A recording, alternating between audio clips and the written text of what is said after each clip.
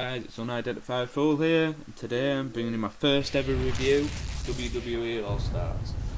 I've started the video off with showing you the different characters that the WWE All-Stars have provided, and it starts all the way from like Andre the Giant, Sergeant Slaughter, all the way up to like John Cena, Jack Swagger, and I mean they've got some great wrestlers in here, from Triple H, The Rock, Edge, Hulk Hogan, Kane, The Undertaker.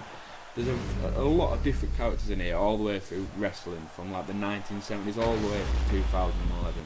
And they've covered it very well. You know, the costumes are the same, they have the entrances, they're all the same, they're all fancy, and you know, the music's there, and it's very self-pleasing when you're watching it. It is good.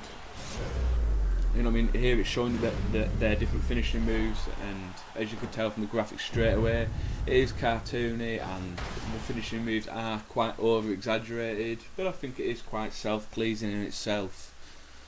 And I mean, I've brought you here some gameplay between the Big Show and Rey Mysterio, just a non-single match, just to show you guys, you know, the general gameplay. You know what I mean? We'll start with the graphics. The graphics, I believe, you know, they are cartoony, but they are quite realistic. You know, it just show you the arena and all the audience.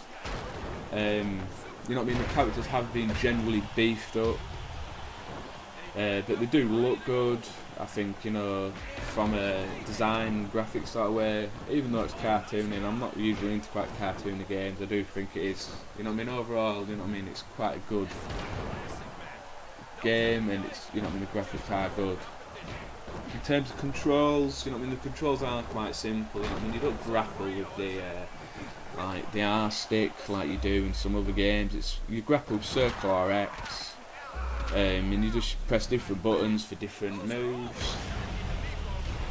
You know what I mean, it is quite easy to move around, to run around, and it's a lot easier to like perform like finishing moves. You just press L1 and R1, or 1 and 2 on PS3, sorry, to provide your finisher. You know what I mean, generally it is good gameplay. The reversal side of things is really easy to do. It's a lot easier than SmackDown versus Raw. THQ have done quite a good job. You know what I mean, it is quite over realistic, if you with me. You know what I mean, it is over exaggerated. When you do like the finishing moves, you're chucking them meters up in the air and slamming them down. But from a self-pleasing point of view, it is rather, it is self-pleasing. You know what I mean? The campaign on it, it's, you just like follow the path of the characters, or you can, there's like a fantasy warfare where you can match up like Sergeant Slaughter and Jack Swagger for the All-American, or you can do things like you can fight the Undertaker in like a casket match. So there is like different sides of it, so you can't get bored. But I must admit, from playing it, I've owned it for about 2 to 3 weeks now, and I completed it probably in about a week. You do get a lot of trophies for it for PlayStation 3. Once you've completed it, it's one of them games that you can pick it up and you can have a laugh, but you can't really play it for like hours and hours on end. It's one of them things, kind of, you know, when you're bored with all your different games, you can kind of pick it up for a different change, if you're with me.